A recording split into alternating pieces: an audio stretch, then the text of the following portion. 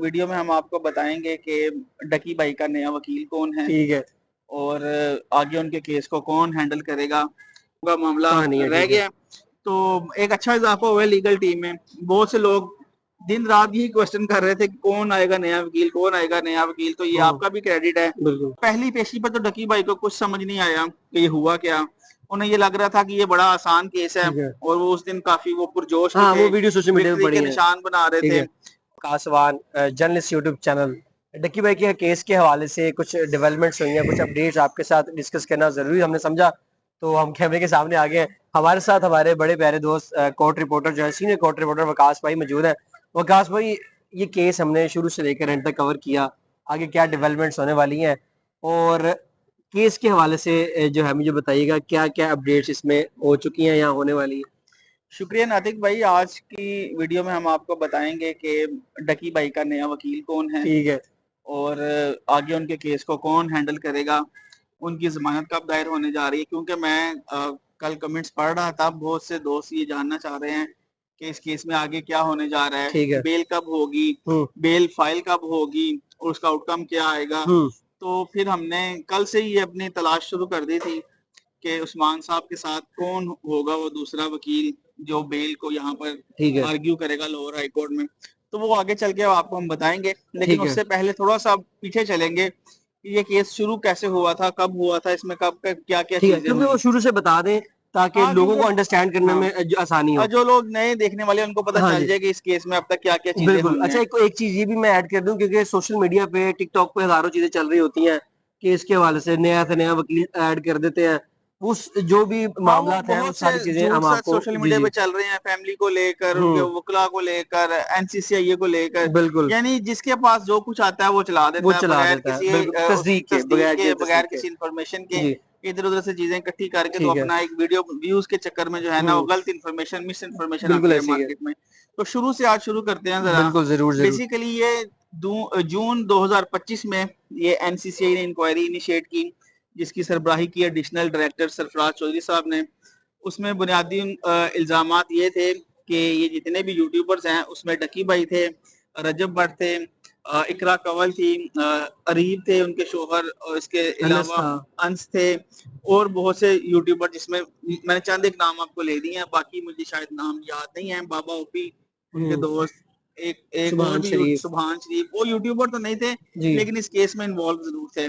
तो एनसीसी ने कहा कि यार हमें कुछ रिपोर्ट्स मिली है कि जितने भी ये यूट्यूबर्स हैं ये जनाब यूट्यूब की आड़ में और सोशल मीडिया की आड़ में जो है वो कुछ और ही काम कर रहे हैं। और वो काम ये था कि इन्होंने कुछ जो गैम्बलिंग ऐप्स, इन्होंने ट्रेडिंग ऐप का नाम दिया, और ट्रेडिंग ऐप का नाम देकर वहां पर लोगों इसकी प्रमोशन शुरू कर दी धड़ाधड़। जनाब हर बंदा, हर दूसरा यूट्यूबर जो है वो ऑनलाइन गैम्बलिंग एप्स की प्रमोशन कर रहा था। बहुत सारी वीडियोस हैं, और ये बल्कि वो करके दिखा रहे हैं यार ये अभी आप इन्वेस्ट करो, अभी आपको इतने पैसे मिल ऐसे ही जाएंगे, है। इतने पैसे मिल जाएंगे। तो बहुत से लोगों के पैसे डूबे। वो शिकायत लेकर एनसीसीआई के पास पहुंच गए। तो एनसीसीआई ने एक बाकायदा इंक्वायरी इनिशिएट कर दी जून 2025 में। उसके बाद खामोशी से एनसीसीआई ने नोटिस भिजवाए डकी भाई को, उनकी फैमिली को, कि जो दीगर लोग हैं उनको नोटिस भिजवाए, और लेकिन उन नोटिस का कोई तो रिस्पॉन्ड कोई नहीं आया। आप ये कह रहे हैं कि डक्की भाई को गिरफ्तार करने से पहले नोटिस भिजवाए गए थे? ये जाब्ता है एनसीसीआई का, एनसीसीआई ने ये बताया है? ये जाब्ता है, उनकी जाब्ते की कार्रवाई पूरी होती है कि आपने गिरफ्तारी से पहले इंक्वायरी करनी है, और इंक्वायरी करते वक्त आपने दूसरे फरीक को जिस पर इल्जाम है उसे बुलाकर सुनना है। ठीक है। तो उसके लिए एनसीसीआई नोटिस जारी करता है। सही है। तो वो नोटिस एनसीसीआई ने जारी कर दिए, और डकी भाई ने उसका जवाब नहीं दिया। अब डकी भाई का कहना यह था कि मुझे कभी कोई नोटिस मिला ही नहीं तो मैं जवाब कैसे देता। ठीक है। एनसीसी ने कहा कि हमने इसको 3 नोटिस भिजवाए हैं, ये तीनों अनरिस्पॉन्डेड गए हैं। तो ये फिर एक शाम ये मलेशिया जा रहे थे, और कोई इवेंट था वहां बिल्कुल पे। ऐसे ही है। चीन से वापस आए थे डकी भाई, ठीक और है। मलेशिया जा रहे थे। तो जैसे ये लाहौर एयरपोर्ट पर पहुंचे, इतवार की सुबह थी, वो 17 17 17 अगस्त। या 18 अगस्त थी या 17 21 अगस्त। अगस्त थी, इस तरह की कोई तारीख थी। तो लाहौर एयरपोर्ट से इन्हें वहां से डिटेन किया गया, गिरफ्तार किया गया। उसी दिन इन्हें जिला कचहरी लाकर पेश किया गया। तो पहली पेशी पर तो डकी भाई को कुछ समझ नहीं आया कि ये हुआ क्या। उन्हें ये लग रहा था कि ये बड़ा आसान केस है, ठीक है। और वो उस दिन काफी वो पुरजोश भी हाँ, थे, वो वीडियो सोशल मीडिया पे विक्ट्री पड़ी के है। निशान बना रहे ठीक थे। है। और 2 दिन का जब जिस्मानी मैं इस रिमांड पे भी हुआ। आऊंगा अवकाश भाई। पहले दिन वकील कौन था ये सारे मुझे जानना है, क्योंकि लोगों को बताना है कि कौन कौन सा वकील इसमें तब्दील हुआ है। हाँ पहले दिन वकील हाँ कौन था? अभी मैंने हाँ पहले दिन जब उनको लाया गया तो काफी मैंने जैसे पहले आपको बताया कि काफी वो पुरजोश थे। उन्हें आइडिया नहीं था कि ये इतना बड़ा स्कैंडल है जिसमें वो फंस चुके हैं, बुरी तरह फंस चुके हैं, जिसमें उनकी प्रॉपर्टी जब्त हो जाएगी, जिसमें उनका माल चला जाएगा, जिसमें उनका घर बार जो है ना वो जाने का खतरा है। तो उन्हें ये आइडिया नहीं था। उस दिन उन्होंने कहा कि यार ये आसान सा केस है, कहा आज नहीं तो कल बेल हो जाएगी। तो जैन कुरैशी साहब साइबर क्राइम के बड़े अच्छे वकील हैं, बड़े तगड़े वकील हैं, उनकी जो सारी प्रैक्टिस है वो साइबर लॉ से मुतल्लिक है, वो पेश हुए थे और उन्होंने जनाब केस आर्ग्यू किया तो 2 दिन का जिस्मानी रिमांड हो गया। ठीक है। उसके बाद जैन कुरैशी साहब के क्योंकि कह रहे थे कि यार वो इन दिनों में ना वो हर साल छुट्टियां करते हैं, तो लिहाजा फैमिली के वो साथ कहीं जाते फैमिली हैं। कमिटमेंट्स हैं, तो इस केस को आगे परसू नहीं कर पाएंगे। तो फिर उन्होंने कहा यार चले हम हाई कोर्ट से कोई वकील करते हैं। हाई कोर्ट बार के किसी ने उन्हें मशवरा दिया कि यार आप ऐसा करें कि बार के कोई ओहदेदारान आप ढूंढें, उन्हें वकील करें। तो फिर हाई कोर्ट बार के नायब सदर अब्दुर्रहमान रांझा साहब की सरबराही में एक लीगल टीम तश्कील दी गई, वो पेश हुए, जिसमें इरफान कलियार साहब भी थे। अरफान कलियार थे, इसमें 2-3 लोग और थे, ठीक है। आईएलएफ के लोग थे। ठीक है। अब यहाँ पे मसला ये आ गया कि जब पीटीआई के साथ, पीटीआई के वकला के साथ जुड़े, तो अब ये एक इतराज ये आना शुरू हो गया कि यार आप पीटीआई के वकला को साथ ना रखें, ये आपके लिए आगे जाके मसला बन जाएगा। ठीक है। तो फिर ये मशवरा किसने दिया? देने वालों ने दिया मशवरा ठीक उन्हें है। कि यार ये पीटीआई का आपकी क्योंकि पहले ही एफिलिएशन पीटीआई है, तो आप जो है ना ये ना करें। तो ठीक उसके है। बाद हुआ ये कि 4 दिन का फिर जिस्मानी रिमांड हो गया। सही है। जब रांझा साहब वकील थे तो उन्होंने फिर उस मशवरे पर अमल किया। मशवरे पर अमल करने के बाद जनाब रांझा साहब को हटा दिया गया, ठीक है। अच्छा, करियार साहब को मैं हटा उस दिया उसमें गया। भी आता हूँ वकास भाई। जब अब्दुर्रहमान रांझा साहब को वकील बनाया जाता है तो मंसूर अली खान ने उनको अपने जो है पॉडकास्ट में बुलाया था। रांझा ये साहब को? हाँ जी, अब्दुर्रहमान रांझा साहब को, जिसमें अच्छा उन्होंने मैंने आगे नहीं बताया देखा। था, बिल्कुल, जिसमें उन्होंने आगे बताया था कि अगर अगर ये इल्जामात साबित होते हैं तो उस पे सजा हो सकती है। उस पर उन्होंने बताया था।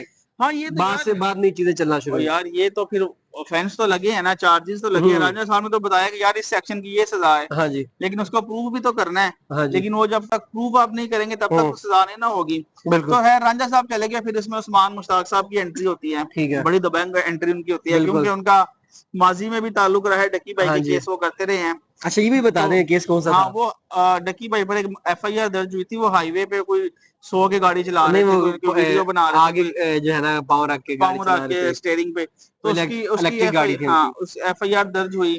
तो उसमें उनकी बेल वगैरह करवाई थी उस्मान मुश्ताक साहब ने, ठीक तो है। वहां से उनका ताल्लुक डेवलप था। ठीक है। ट्रस्ट का ताल्लुक भी था और अच्छा, दूसरा भी ताल्लुक था। मैं इस पे भी आता हूँ। मुझे ये बताएगा कि उस्मान भाई जो है, उस्मान मुश्ताक साहब, इससे पहले कौन कौन से बड़े केसेस लड़ चुके हैं? यार उस्मान मुश्ताक साहब ने बड़े केस किए हैं, बड़े पब्लिक एक इंटरेस्ट के। सियालकोट वाले मैंने सुना कोई केस था। बिल्कुल वो बहुत बड़ा केस था जिसमें जहरा वाला कि जैनब वाला? जहरा वाला, ठीक है। जहरा वाला केस था। उसमें वो विक्टिम के वकील थे, मुद्दई ठीक के है। वकील थे। बिल्कुल। तो बड़े केसेस उन्होंने किए हैं, पहले ठीक वो है। करते रहते हैं केसेस। तो उस्मान मुश्ताक साहब की एंट्री हुई तो लग ये रहा था कि यार बस अब जिस्मानी रिमांड नहीं होगा, सही है। लेकिन उसके बाद रिमांड पे रिमांड, रिमांड रिमांड पे पे रिमांड, रिमांड, रिमांड पे रिमांड, वो बिल्कुल ऐसा करते ही है। करते 22 दिन का जिस्मानी हो रिमांड हो गया। गया। 22 दिन के जिस्मानी रिमांड के बाद इसी दौरान अच्छा 22 दिन के जिस्मानी रिमांड में बहुत सी चीजें हुई।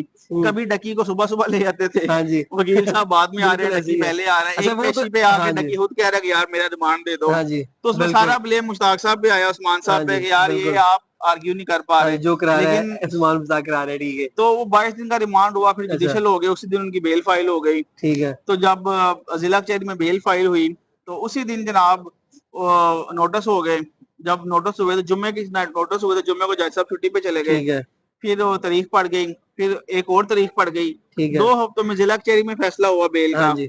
और जिला कचहरी में बेल खारिज हो गई। अच्छा, मैं आगे भी आता हूँ उसके ऊपर। इसी दौरान वकास भाई, आपको याद होगा कि सोशल मीडिया के ऊपर डकी भाई की एक वीडियो चलती है, जिसमें एक हमारे साथी दोस्त ने उनका इंटरव्यू किया था, जिसमें उन्होंने ये बताया था कि हाँ और मैंने जो है कन्फेस ना, उन्होंने किया हाँ था, उन्होंने माफी भी मांगी थी। जी। डकी भाई ने अपने जुर्म की माफी मांगी थी। उन्होंने कहा था कि यार मैं वो रोस्टिंग वीडियो भी बनाता था, हाँ जी। वो भी गैर हाँ अखलाकी जी। थी। मैंने फिर ये ऑनलाइन प्रमोशन भी की, मुझे आइडिया नहीं नहीं था था, बिल्कुल। कि ये चीजें इस तरह से हो जाएंगी, तो उसकी भी मैं माफी मांगता हूँ। ठीक है। मैं अदारों के साथ ताउन करूँ, ये सारा बयान उनका आ चुका था। ठीक है। लेकिन उनका वकील का ये कहना था कि यार ये बयान हो सकता है जोर जबरदस्ती के साथ लिया गया हो, सही है। क्योंकि अंडर कस्टडी जो स्टेटमेंट होता है वो तो उसका ऑथेंटिक नहीं होता। सही है। ठीक है, उसकी कोई लीगल वैल्यू नहीं होती।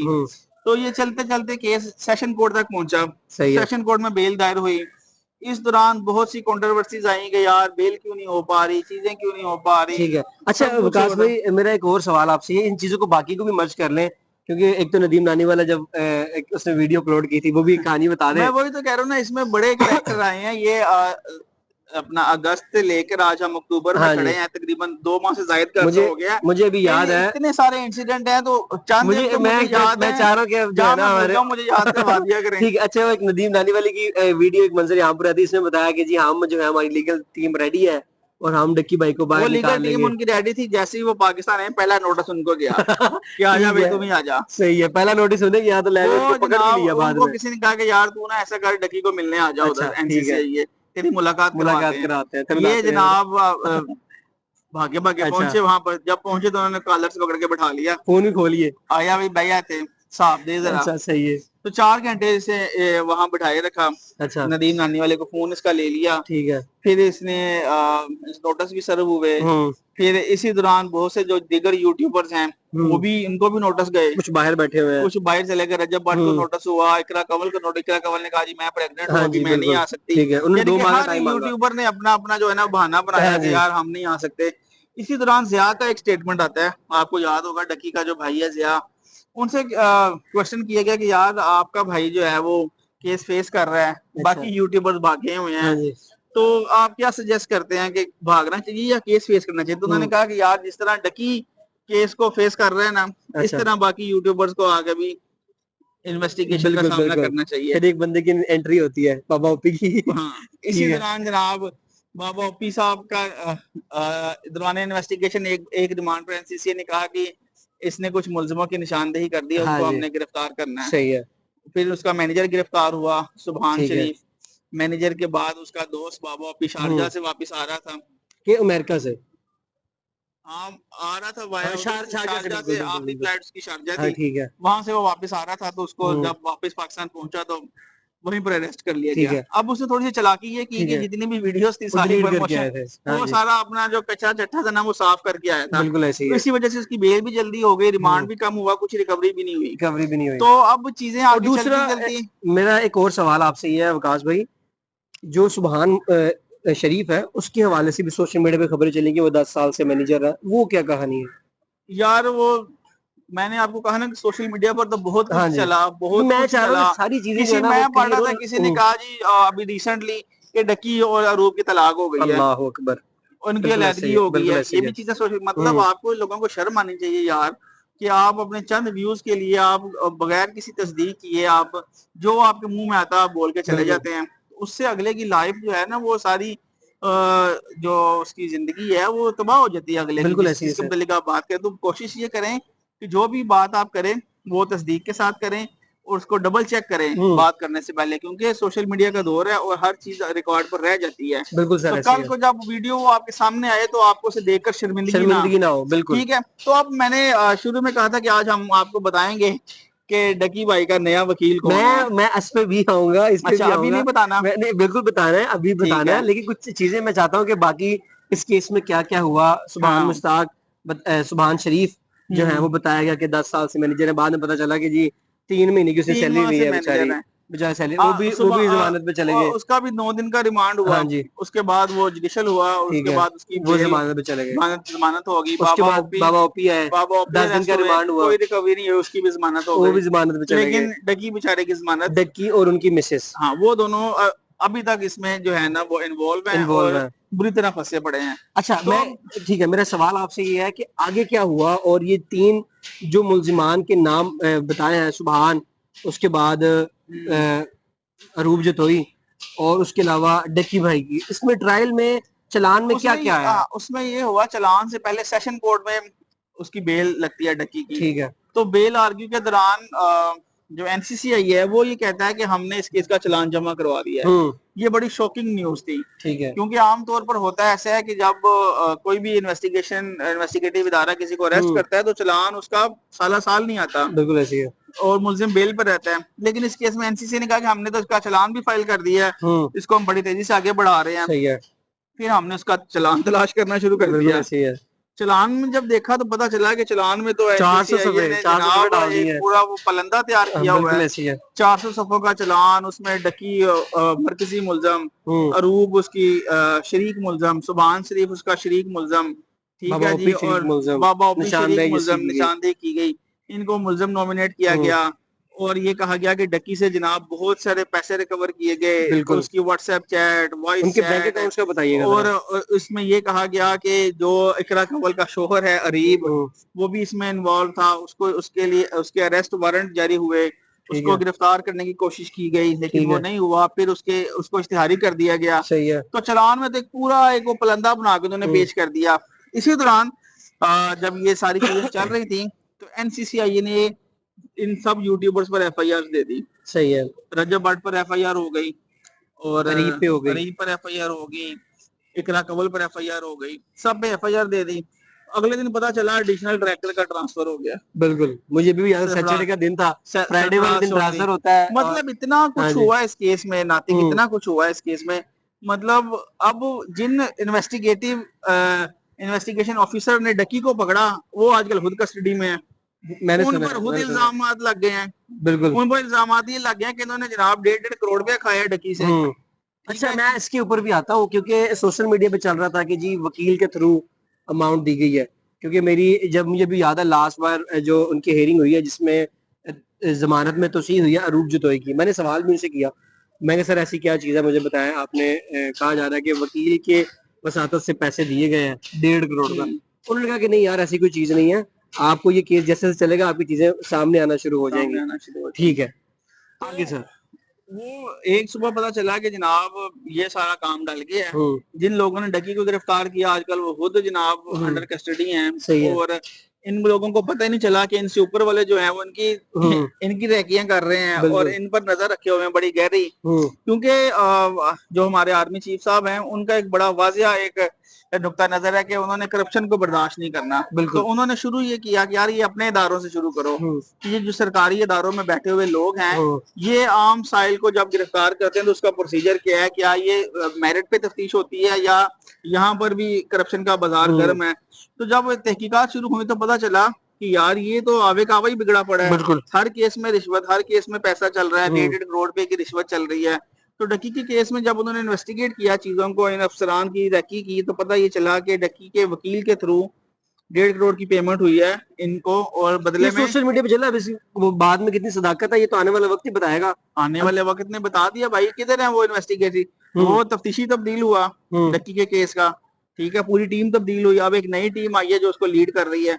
तो इसका मतलब है कि चीजें कहीं ना कहीं तो कुछ ना कुछ तो था ना। ये भी सुना है कि जी वो उनकी मंथलियां लगी हुई थी कॉल सेंटर्स में जहाँ पे जो 2 नंबर काम होते थे, 15-15 लाख 20-20 लाख। मैं वही तो कह रहा हूँ कि ये इन चीजों को चेक करने के लिए जो हमारे जो बड़े इदारे हैं उन्होंने एक्शन लिया। उन्होंने कहा कि यार ये नहीं हो सकता कि आप इन्वेस्टिगेशन के नाम पर आप लोगों से पैसे खाएं। आप मेरिट पे तहकीकात करें, अगर कोई बेगुनाह है तो उसे रिहा करें, अगर गुनाहगार है तो सजा दें।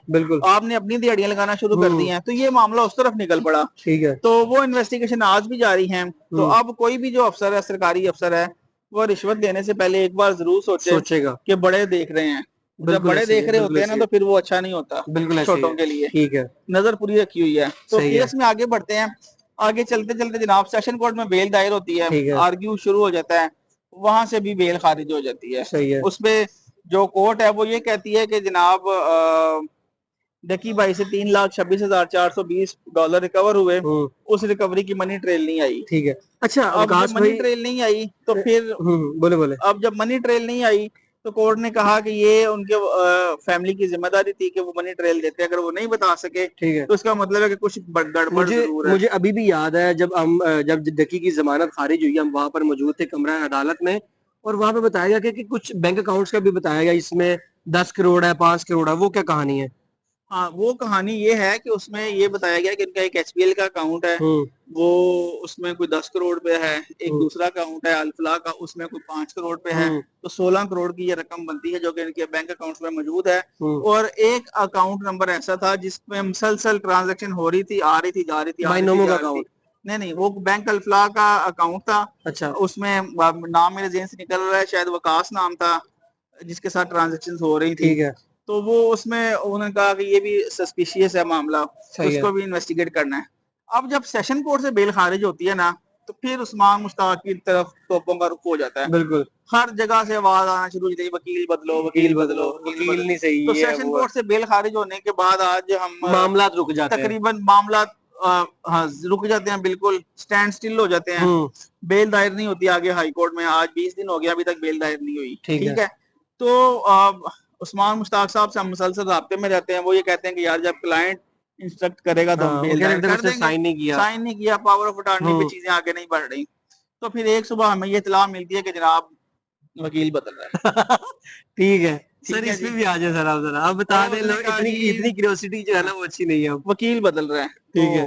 मैंने इधर उधर आपने भी और हमने भी कोशिश शुरू कर दी कि यार आखिर मामला क्या है। अरूप से पूछा, उन्होंने कहा जी उस्मान ये तो साहब भी हो ही नहीं रहेंगे, सकता, उस्मान साहब साहब वकील रहेंगे। हाँ, उन्होंने ये जरूर कहा कि इनके साथ हम ऐड कर रहे ऐड हैं। कर रहे हैं। उन्होंने ये भी कहा कि हाँ, इनको कौन क्रेडिट चेंज कर उस्मान सकता है? साहब का है बिल्कुल बिल्कुल और बिल्कुल कोई उनका क्रेडिट नहीं ले सकता। बिल्कुल ऐसे ही है। और उस्मान साहब सच्ची बात है, उस्मान साहब ने जिस तरह इस केस को डील किया सर डे वन तनकीद से, बड़ी बर्दाश्त की है। तनकीद बर्दाश्त की और जितनी उन्होंने लगन से काम किया वो भी उसको भी अप्रिशिएट लाजमी करना चाहिए। आगे आप जो, क्योंकि आप जब हाईकोर्ट में आप बेल आर्ग्यू करेंगे तो आपके लिए चीजें बहुत ज्यादा आसान हो जाती हैं, ठीक है। क्योंकि सारे रिकॉर्ड मौजूद होता है। सही है। केस डेवलप किया है उन्होंने सारा बेल का।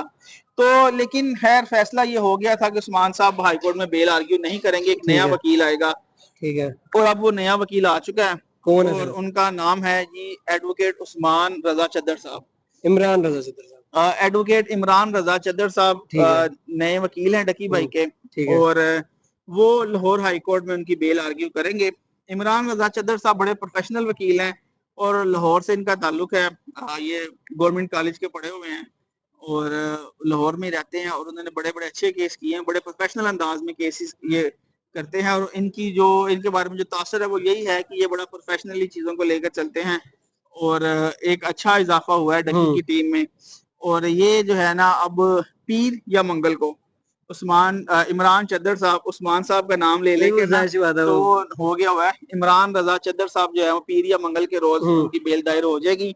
पावर ऑफ अटॉर्नी डकी भाई को भिजवाया जा चुका है जेल में चद्दर साहब के क्या नाम मुझे का। ये भी बताइएगा क्या इस हवाले से क्या जो उस्मान साहब हैं उनको लूप में लिया गया कि यार बिल्कुल हाँ देखें, उस्मान मुश्ताक साहब को रिक्वेस्ट की गई और उनसे बातचीत की गई। ये नहीं कि उन्हें अचानक से उन्होंने कहा यार ठीक है तो जाओ घर, ऐसे हाँ नहीं जी हुआ। उनके मशावरत से उन्होंने कहा जी हम चाह रहे हैं कि हमको नया फेस इसमें ऐड करें, आपके पैनल में कोई सही नया है। फेस ऐड करें ताकि कुछ जो चीजें आपसे रह जाएं वो गाइड कर दें, लेकिन आपने साथ जरूर रहना। ठीक है। आप वहां पर कोर्ट में मौजूद होंगे, हर सूरत में ठीक है। मौजूद होंगे। ये फैमिली की वाजिया उन्हें इंस्ट्रक्शंस हैं। और उस्मान मुश्ताक साहब भी साथ मौजूद होंगे, लेकिन जो लीड करेंगे लाहौर हाई कोर्ट में डकी भाई की बेल को, वो इमरान रजा चद्दर साहब एडवोकेट हैं। वो डील करेंगे। हम आप उनकी फोटो भी आपको दिखा देते हैं। वो इस केस को जो है ना वो आगे लेकर चलेंगे। लेकिन ये सिर्फ जमानत की हद तक अभी बात हुई है, ट्रायल की हद तक अभी बात नहीं हुई, ट्रायल वही देखेंगे क्योंकि ट्रायल अभी चल रहा है जिला कचहरी में। तो ट्रायल की हद तक उस्मान मुश्ताक साहब इस केस को देखेंगे, लेकिन बेल जो आर्ग्यू होगी, क्योंकि अभी कोशिश ये है कि डकी को किसी तरह बाहर निकाला जाए। ट्रायल तो फिर चलता रहेगा साथ साथ, जैसे भी चलता रहेगा।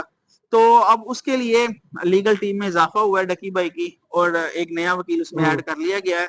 इमरान रजा चद्दर साहब आ गए हैं इस केस को। पीर या मंगल को इस केस में बेल दायर हो जाएगी और उसके बाद एक या दो रोज में, अगले एक दो रोज में बेल फिक्स भी हो जाएगी। फिर नोटिस होंगे, फिर आर्ग्यू होगा और बेल पर फैसला हो जाएगा। यानी ये अब कुल मिलाकर अगर मैं ज्यादा से ज्यादा इसको खींचूं, अगर एक आधी तारीख एनसीसीआई ये ले जाए बीच में आके कि आज हमारी तैयारी नहीं है, तो ज्यादा से ज्यादा ये 2 हफ्तों का मामला रह गया। तो एक अच्छा इजाफा हुआ है लीगल टीम में। बहुत से लोग दिन रात यही क्वेश्चन कर रहे थे कि कौन आएगा नया वकील, कौन आएगा नया वकील। तो ये आपका भी क्रेडिट है और आपने इसको खबर को तलाश किया नहीं और सर, ये मुसलसल आपकी आप मोहब्बत है जो है ना काम कर रहे हैं इस पर, तो वेरी वेल डन। नया वकील आ गया जिसमें सर बड़ा शुक्रिया आपकी। बेसिकली अपडेट इस केस में ये है कि ये केस को जो लीड करेंगे वो अब उस्मान मुश्ताक साहब नहीं करेंगे। हाँ, दूसरा जो एक वकील है सिद्दर साहब इस केस को लीड करेंगे। और चलान जो जमा करवाया जा चुका है वहां पर ट्रायल में कौन इस केस को लीड करता है ये भी आपको बताते रहेंगे। मजीद अपडेट के लिए चैनल को सब्सक्राइब